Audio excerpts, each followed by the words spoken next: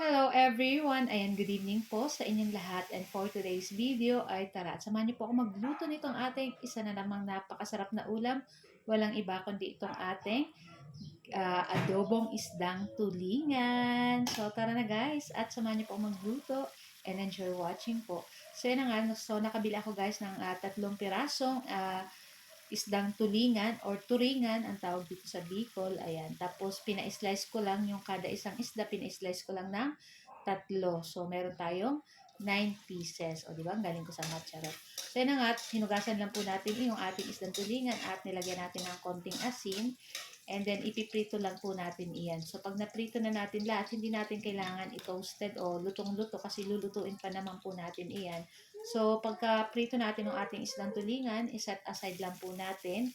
And then, sa ating malaking kawali, ayan, magpainit tayo at maglagay tayo ng konting cooking oil. And then, magigisa po tayo nitong ating luya. So, inuuna ko po yung ating luya. At hihintayin ko lang lumabas yung bango niya, yung medyo nato-toasted yung luya.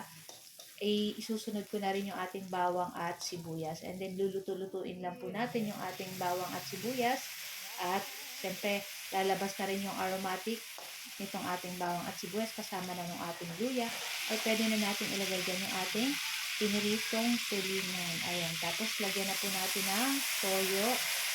Tapos, syempre, maglalagay po tayo ng paminsang durog. Ayan. Para din po kayo nagluluto ng adobong mga karne, ayan, manok, baboy. So, ayan na nga, pagkalagay, naglagay din po ako ng tubig dyan para may sabaw-sabaw po. Tapos, ayan na nga, timpla na natin ang pamintang durog. And maglalagay lang tayo ng 1 teaspoon na sugar para medyo manamis-namis yung ating adobo. Ayan. Siyempre, estimate nyo na lang po. Pwede nyo pang dagdagan or bawasan nyo. Pwede nyo nang hindi lagyan ng asukal. So, nasa sa inyo po. So, ayan na nga. At halu-haluin lang natin itong ating sabaw dyan para mamix lahat pati yung lasa nitong ating niluluto. Ayan. Tapos, syempre, after po niyan, maglalagay po tayo ng suka, saka ng laurel. Dahon ng laurel muna.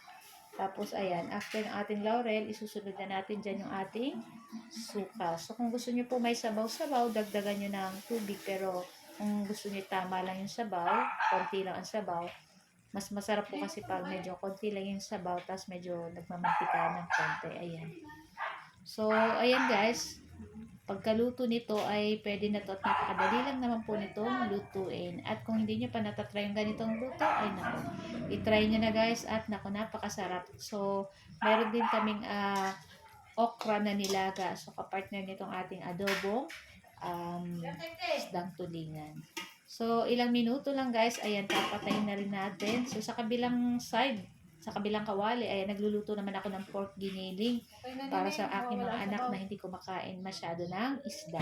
So, guys, thank you for watching. See you next video. Ciao! Bye!